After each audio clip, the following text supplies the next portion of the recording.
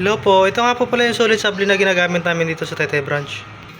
Ginamit po ito ng 6 na araw na may total of 173 na naran. As of today po, wala naman po kaming in-house order. Ito nga po pala yung printer head.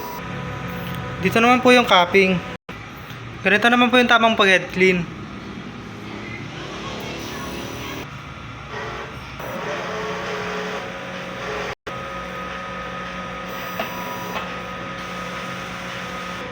Pagkatapos pong mag-head clean, punasan natin yung wiper.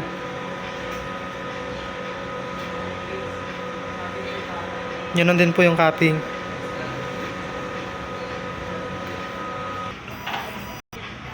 Pagkatapos po, nozzle test. Yan po, okay naman po yung kulay. Ang ink tank level po ay tama lang. Ang waste tank ay nililinis tuwing Sabado. Dito naman po yung ground wires.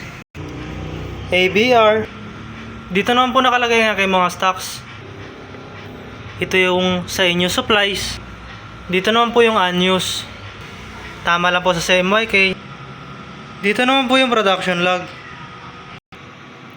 Yan po, updated naman po. Dito naman po yung consumable monitoring. Ito yung para sa saya, magenta, yellow, black, at sable paper. Dito naman po yung daily checklist. Yan po, updated naman po. Yan lang po, marami pong salamat.